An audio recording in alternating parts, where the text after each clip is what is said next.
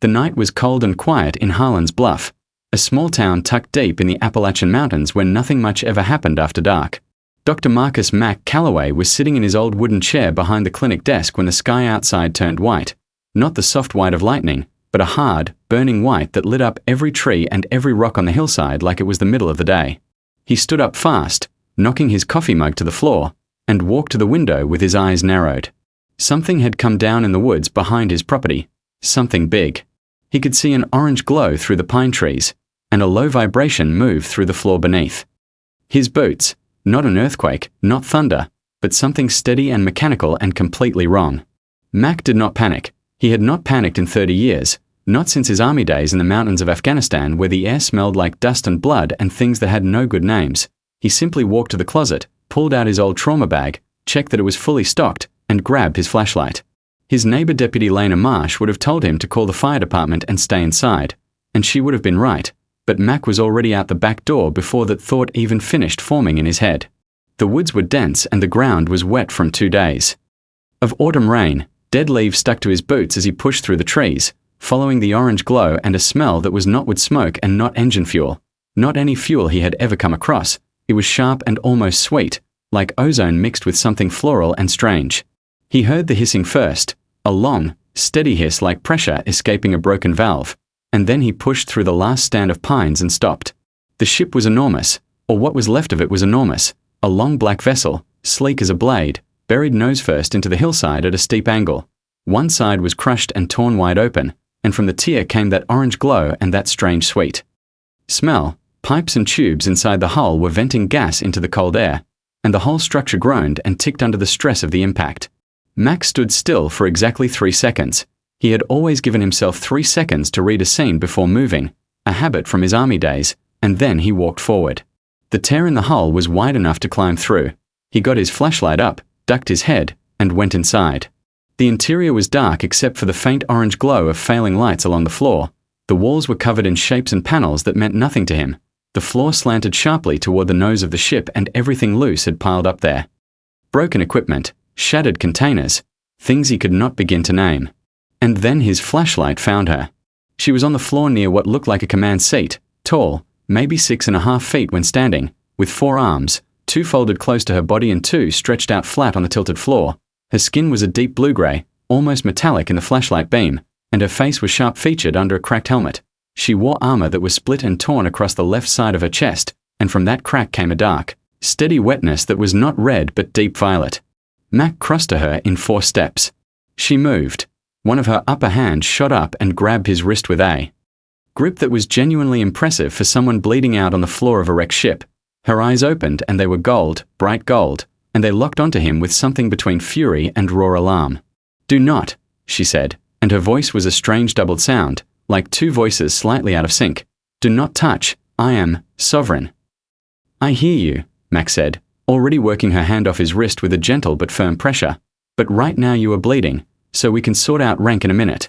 A voice came from somewhere in the walls, flat, precise, neither male nor female. "Warning. You are in contact with Sovereign Daughter Erin Velsora of the Valkyrie First House. Unauthorized physical contact is punishable under Imperial Code. You are advised to withdraw immediately." "Good to know," Mac said, and he opened his trauma bag. The wound under the cracked armor was serious. He could see that much even through the unfamiliar anatomy and the violet blood. There was a deep cut running from her left shoulder down across the side of her chest, and the flesh around it was swollen in a way that said pressure building where it should not be. He had seen that before in people and in large animals, and the reading was the same in both. He got his trauma shears out and started cutting away the damaged armor plate. The ship voice protested immediately and loudly. "This action is forbidden. The Sovereign Daughter's body cannot be." "Can she die?" Mac asked, not looking up from his work. A pause, then, "Yes." "Then be quiet and help me," Mac said, and to his mild surprise the voice went quiet. Erin was watching him with those gold eyes, still furious, still sharp, but the grip on consciousness was starting to loosen at the edges and he could see it happening the way he had seen it happen in soldiers and in horses and in big dogs that had been hit on the road.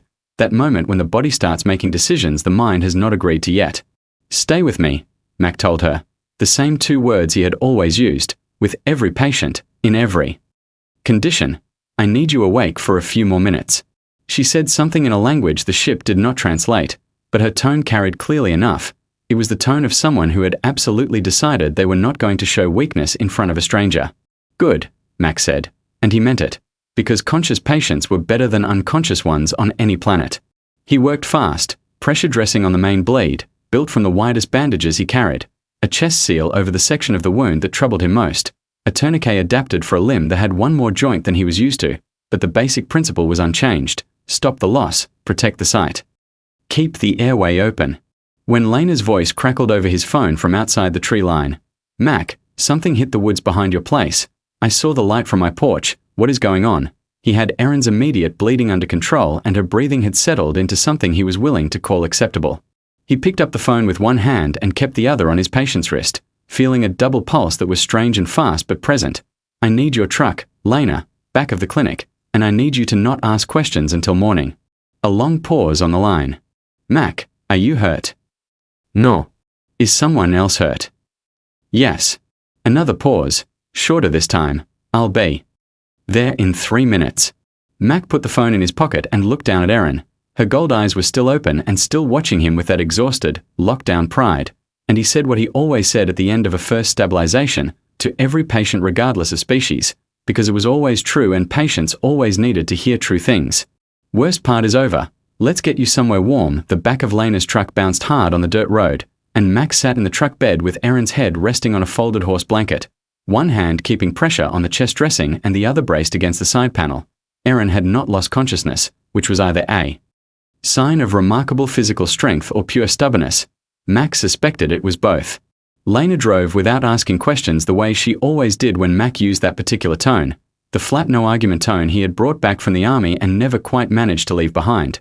The clinic lights were already on when they pulled up, and between the two of them they got Erin inside and onto the wide stainless steel treatment table in the main room. Lena stood in the doorway for a long moment, looking at the patient, at the 4 arms, the blue-grey skin, the gold eyes tracking her with sharp and wary attention. Then she looked at Mac. I have a great many questions, she said. No, Mac said. I'm going to sit in my truck and drink my thermos coffee and pretend this is a normal Tuesday for now. Appreciated, Mac said, and Lena pulled the door shut behind her. The ship AI, Voss, it had called itself, was already coming through the small communication device it had pushed remotely to Mac's belt before he left the crash site, something he had not entirely understood but had accepted because it meant he had a translator, and a translator was more useful than confusion. The Sovereign Daughter's condition is deteriorating. Her secondary cardiac unit is showing irregular rhythm. In Valkyrie medical terminology, this would be classified as. Is it similar to atrial fibrillation? Mac asked, not looking up from cleaning the wound. A pause, then. That is a surprisingly accurate comparison. Yes. All right, I've managed that before. What does her secondary circulatory system look like? Is it fully separate from the primary or does it share pathways? Partially shared. The two systems meet at a junction point located approximately. Voss paused as if doing a calculation, 8 centimeters below where your right thumb currently is. Mac moved his thumb, felt the tissue there, pressed carefully, and found a pulse that was fast and badly out of rhythm and not quite in sync with the main pulse in her neck. Got it. And if the secondary system fails, does it drag the primary one down with it? Yes, that is the primary danger. A failure in the secondary creates a cascade into the primary system. Then we fix that first, Mac said. He went to the supply cabinet at the far wall and scanned the shelves with the methodical calm he brought to every problem. It was a habit from the army and from years of treating animals that could not cooperate. This way of looking at what he had and working backward from the need rather than forward from the ideal. He pulled out a transcutaneous pacing device designed for large livestock and set it on the tray. Voss, can you give me the Sovereign Daughter's secondary heart base frequency, in terms I can convert to an electrical pulse interval? A pause that was longer than the others. Then Voss said, that is not a question I expected a human to ask. Can you give me the number? Yes, Voss said, and gave it. Mac did the math in his head. It was not complicated math. It was the same practical conversion he had been doing since veterinary school, adjusting device outputs for animals that were not the standard size or build. He set the pacing device to a smaller contact spread than it was designed for, adjusted the output, and looked at Erin. Erin was watching the ceiling. She had been watching the ceiling for the past 30 minutes with the fixed calm of someone who had decided that if they were going to be in an undignified situation, they were going to be dignified about being in it. She had 4 arms and at least 2 of them were visibly shaking. This might feel strange, Mac told her. Everything about this already feels strange, she said, and her translated voice carried a flatness that might have been dry humor if he had known her better. Fair point. Here we go. The device fired. Erin went rigid for exactly 1 second, and then on the ultrasound screen the secondary heart lurched and skipped and settled into a steady, even beat that Mac could see begin to sync with the primary pulse at her neck. He let out a slow breath. That worked, Voss said, and for a precise emotionless AI it sounded genuinely surprised. Mac said, already turning back to the main wound. Erin turned her head to look at him. You are using animal equipment on me, she said. Yes. I am not an animal. I know, I use this equipment on animals because it works on bodies that are built differently from human bodies. You are built differently from a human body, so it applies. He reached for a clean tool. Your anatomy is not what I trained on, but the problems are recognizable. Pressure where should not be, rhythm that has gone wrong, tissue that needs to be closed. Those are the same in most living things I have worked on. She was quiet for a moment. Then, how many kinds of living things have you worked on? A lot, Mac said. Dogs, cats, horses, cattle, birds, reptiles, one very difficult camel. The army sent me to some places where I treated people too, under conditions that were not much better than this one. You learn to read what you can see and feel because the patient cannot always tell you. She looked at the ceiling again. Voss, she said in her own language, and Voss translated her words for Mac a beat later. What is the human doing right now specifically? He is performing a layered closure of the primary laceration, Voss said, using suture material originally designed for equine. Surgical repair. His technique involves multiple levels of closure beginning at the deepest accessible tissue layer and working outward. It is not a Valkyrie method. Is it working? Initial indications suggest yes, sovereign daughter. She did not respond to that, but Mac caught the small shift in the set of her shoulders, the way a patient settles when they decide to stop fighting the situation and simply endure it. He had seen that shift in horses and dogs and people on stretchers in the middle of nowhere, and it always meant the same thing. Trust, not given easily, extended because there was no better option available. The closure took an hour and 20 minutes. Erin did not make a sound through any of it, which Mac noted with the same professional respect he gave to any patient who stayed still and let him work. When he finally stepped back and stripped off his gloves, she turned her head and looked at him directly. You have done this kind of work many times, she said. It was not a question. Many times, he said. In conditions like this one. Worse than this one, sometimes, he said, and he began writing in the paper chart he had opened on the counter. Patient name blank, species blank, but the vital section was already full of numbers that no doctor on Earth had ever written before. Voss was quiet for a moment, then said, Dr. Calloway, I want to inform you that the cardiac stabilization you performed tonight, the method you used with the livestock pacing device, Valkyrie field medicine has not solved that specific problem without a resonance stabilizer. You solved it in approximately 4 minutes with equipment designed for a horse.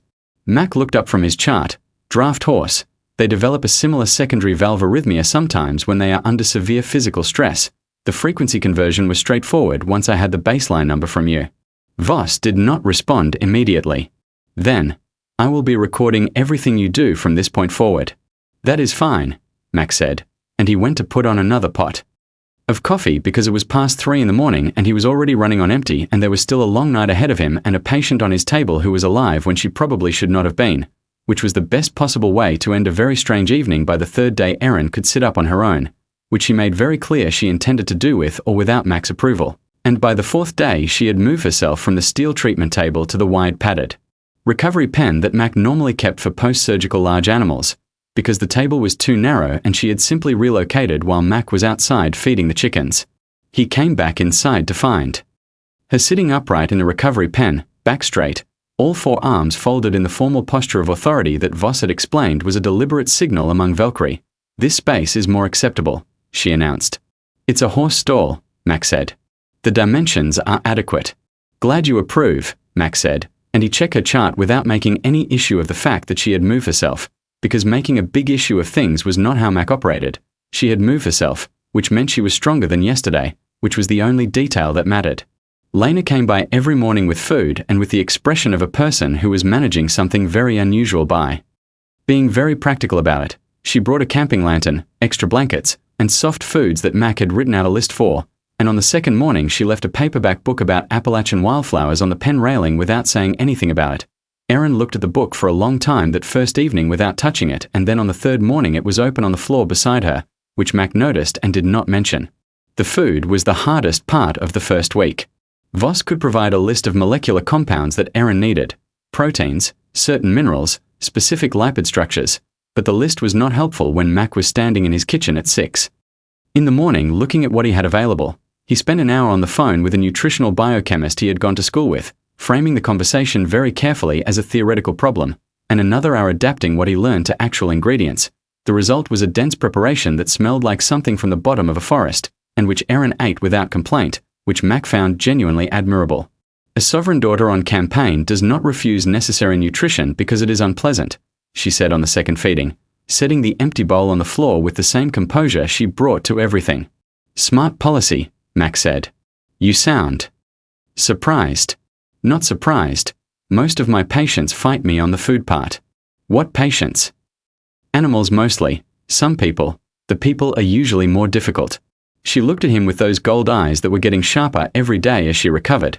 You treat both people and animals. I'm a veterinarian. Animals are my work now, but I was an army combat medic before that. People first, then I came home and went back to school. Why additional training after the military? She asked. The question was direct and without judgment. The question of someone who gathered information as a basic habit. Because I like the work, and because animals cannot tell you where it hurts. Which turns out to be very good training for a lot of situations. She was quiet for a moment. Yes, she said, and her voice was quieter than usual. I imagine it would be. The physical therapy was where her composure showed the most cracks. She endured the pain of the wound and the stiffness of recovery with complete control, but the exercises Mac required, slow deliberate movements to keep the deep tissue from healing tight, those she resisted with a cold frustration that was clearly about pride and not about pain. This is degrading, she said on the second day of exercises, moving her upper left arm in the slow circle Mac had shown her. It is effective, Mac said. For a human. Perhaps. Voss, Mac said without looking up from his chart. What happens to Valkyrie deep muscle tissue if it heals under sustained tension without range of motion work? Voss answered without hesitation. Permanent reduction of up to 40% in functional extension. In a warrior caste individual, this would be categorized as a significant combat limitation. Erin moved her arm in the full circle without another word. Mac did not comment. He simply made a note and moved to the next exercise. That was the thing about working with animals for 30 years, and apparently about working with alien warrior princesses. Sometimes the most useful thing a doctor could do was let the facts make the argument and stay completely out of the way. The routine of the clinic settled around her gradually.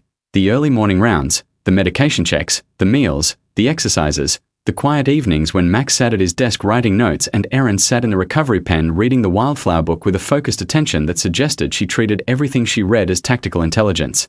On the fifth night, Mac fell asleep in the wooden chair outside the recovery pen. He had not meant to. He had sat down for a moment after midnight rounds and his body made a decision his mind had not been consulted on. He woke at 4 in the morning with a horse blanket around his shoulders that he had not put there, and his chart placed neatly on the floor beside his chair instead of in his lap where he had dropped it. He looked into the pen. Erin was lying down, which she had been refusing to do during daylight hours, out of what Mac had quietly identified as a firm personal rule about not being seen as vulnerable. She was still or doing a very convincing impression of it. Mac sat in the quiet dark clinic for a moment with a horse blanket around his shoulders and thought about that without saying anything at all. Then he got up, checked her vitals through the pen gate, noted that they were strong and steady and significantly better than day one, and went to make coffee. Lena arrived at 7 with food and looked at Mac's face and said, "When did you last sleep a full night?" "I sleep fine." "Mac, I have known you for 11 years and that is genuinely not true," she said, setting down the bags. "She is doing better. You told me her pulse is stronger." "Significantly better," Mac said. "Then go sleep. I will sit with her for 3 hours. That is not a request. That is me using my official authority. You cannot use deputy authority on a civilian in their own clinic. Watch me. Go." He went, and when he came back 3 hours later, he found Lena sitting on the stool outside the recovery pen reading aloud from the wildflower book in a calm, unhurried voice, going through the mountain laurel section with the same patient tone she used for everything. and Erin was on the other side of the gate with her eyes closed and all four arms loose at her sides in the way Mac had only seen her hold herself when she thought no one was watching. Lena looked up at Mac and raised one finger to her lips. Mac nodded, poured himself coffee, and sat at his desk to write his morning notes. Outside the clinic windows, the Appalachian hills were gold in the late autumn light, and a pair of crows were arguing in the oak tree above the back fence, and it was by any measure a very strange morning, and also, in the way of things that were both strange and simple at the same time, a very good one. The scout ship came on the 8th day. Mac was in the yard splitting firewood when the air pressure dropped in a way that made his ears go strange. A low harmonic tone built from nowhere, and then a second ship came down through the cloud cover above the tree line, smaller than Erin's vessel, sharper in shape, and moving with the deliberate precision of something that was not landing but arriving. Lena came out of the clinic door at a jog with her hand already near her belt and stopped beside Mac. "Is that?" "Yes," Mac said. "Should I?" "No," Mac said, and he set down his axe and walked toward the open ground at the back of the property. 3 figures stepped out, tall, blue-grey, four-armed, the same build as Erin but in full clean armor that had not been through a crash.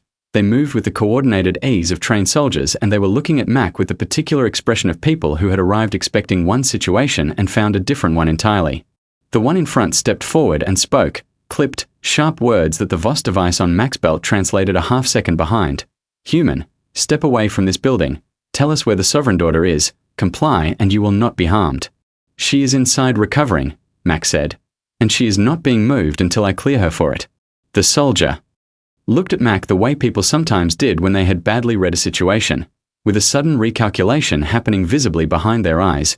"You have no authority here. Step aside." The clinic door opened. Erin walked out. She was moving with care. Mac could see the controlled way she managed the pull of the healing tissue with each step, but she was fully upright and her back was straight and her forearms were arranged in the formal command posture, and the three soldiers went from forceful to very still in approximately half a second. She spoke to them in Valkyrie, and Voss translated quietly into Mac's ear. "Stand down, all three of you. Now, this human is under my protection and you will treat him accordingly." They stood down. Erin turned to Mac. "Their medic wants to examine me and review your treatment record. I am permitting it. Cooperate fully." "Of course," Mac said. The medic was the one on the right, slightly shorter than the others, carrying a case that gave off a faint mechanical hum. She came forward with a professional efficiency that Mac recognized and respected and began scanning Erin with a device that projected soft light in patterns he had never seen before. He stood to one side and watched with genuine interest while she worked, and Voss translated the medic's findings quietly as she spoke them aloud. The medic stopped at the chest wound. She ran her scanner over it twice, then a third time, and then she looked up at Erin and spoke rapidly in Valkyrie. Voss translated. "She says the closure technique is. She says she has not seen this layering method in Valkyrie surgical records. She is asking what it is." "Layered closure, standard technique from small animal surgery. I adjusted the stitch spacing to account for the tissue tension I could feel by hand," Mac said. "The goal was to minimize scarring and maintain full range of motion in the underlying muscle.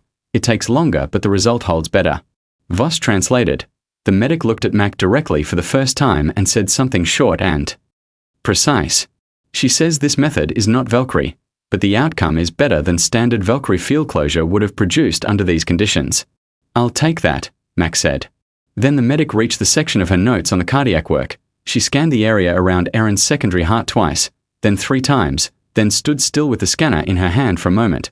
She turned to Voss and spoke directly to the device rather than to the group. Voss translated quietly to Mac alone. "She is asking me to confirm that the secondary cardiac stabilization was performed by you, on the night of the crash, using a device designed for large Earth livestock, in approximately 4 minutes. "Yes," Mac said. The medic turned to Erin and spoke at length. Erin listened without expression. When the medic finished, Erin looked at Mac with something in her face that was not quite the same as the look she had been giving him since the beginning. Voss translated the medic's full report. "She says the secondary cardiac rhythm you established has been stable for 7 days without intervention. She says Valkyrie field medicine has not solved the problem of emergency secondary cardiac stabilization without a resonance device. She says what you did should not have been possible with the equipment available to you. She is asking how you knew to attempt it." Mac thought about it for a moment. Draft horses sometimes develop an arrhythmia in their accessory valve under severe physical stress. The electrical pulse timing that works for that condition matched the baseline frequency Voss gave me for Valkyrie secondary cardiac tissue. I converted the interval and ran it, It was the most reasonable thing to try given the only other option was doing nothing. Voss translated. The medic was quiet for a long moment. Then she opened her case, pulled out a flat data panel, and began recording. She wrote for a long time, far longer than a simple note would require, and Mac recognized the behavior because he had seen it before in colleagues who were in the middle of realizing something significant, the focused absorption of a person who had stopped doing their original job and started doing a new one. The lead soldier had been watching all of this. His posture had been shifting in small ways throughout the examination, the tight aggressive readiness of the first minutes gradually replacing itself with something more uncertain. He spoke to Erin in Valkyrie. Voss translated. He is asking if you were held against your will. He is having difficulty understanding the situation. He says the framing of what happened here does not fit any category he has available. Erin looked at Mac. He wants to know why you helped me, what you expected in return, what benefit you calculated. Mac looked at the soldier, then at Erin. Nothing. You were hurt. That was enough reason. Erin translated this herself, directly, without waiting for Voss, and the soldier stood without speaking for a moment while his expression moved through several stages that Mac could not fully read from the outside. Then the soldier looked at Mac with something that was not quite respect but was close enough to respect that Mac thought it was probably the best available result under the circumstances. The medic closed her case and spoke to Erin. Voss translated. She wants the complete treatment record, every technique, every adaptation, every step of the cardiac conversion procedure. She intends to submit it to the Imperial Medical Institute. She can have all of it, Mac said. I'll write it up properly tonight, clear notes, step by step, with the equipment specifications and the conversion math. The medic looked at Mac directly again and said something short. She says, Voss paused for a beat. She says she has studied medicine for 19 years and she has never seen a problem solved the way you solved this one. She wants to know how a human doctor learns to think this way. Mac picked up his axe from where he had left it by the wood pile, because there was still firewood to split and the afternoon was moving along. You spend enough time treating patients that cannot talk to you, he said, and you learn to look at what is in front of you and work with what you have. That is all it is. Voss translated. The medic nodded once, slowly, and went back to writing on her data panel. And Mac went back to splitting firewood, because the wood still needed splitting and there was nothing more to say. On the 14th morning the scout ship was still on the back property. Its crew camped at a respectful distance from the clinic in a shelter they had assembled from material in their ship. Lena had brought food out to them twice, because Lena was constitutionally unable to ignore people who needed feeding, and the soldiers had accepted it with a formal stiffness that was slowly and visibly softening into something more like surprised gratitude. The lead soldier, whose name Voss had translated as something that sounded approximately like Varel, had started nodding at Mac when they passed each other in the yard, which Mac accepted as the significant social development it probably was. Mac had cleared Erin for travel the day before.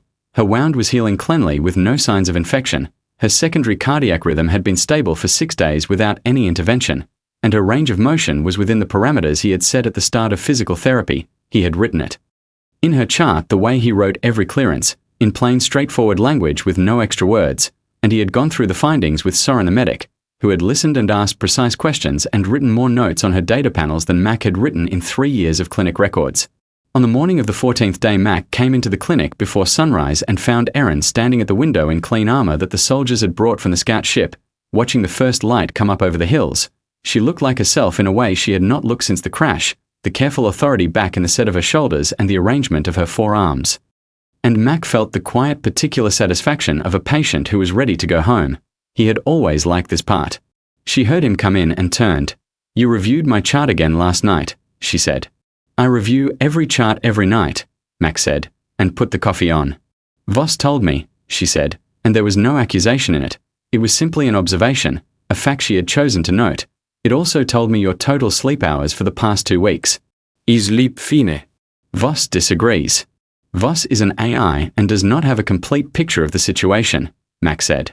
Voss says it has a very complete picture of the situation, she said, and her translated voice carried something that was unmistakably dry. Mac poured his coffee and did not argue the point. She was quiet for a moment. The hills outside were turning from grey to orange as the sun came over the ridge, and a hawk was making long slow circles above the tree line. Then she said, there will be formal contact between the Empire and your government. What happened here will be known.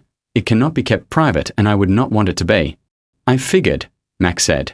It will change things, for your world potentially, for this region, for you personally and significantly.